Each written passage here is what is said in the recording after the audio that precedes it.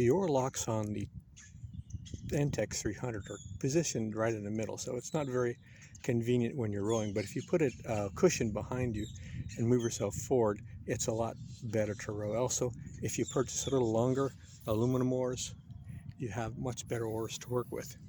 It's a much more comfortable boat for someone who's as large as I am, 6 foot, 200 pounds. The other Intex 200 was more like a circus act. So it's a lot more stable, a lot more reliable. It only takes a couple more minutes to inflate, only weighs a couple more pounds. So also only a few more dollars. So it's worth the purchase.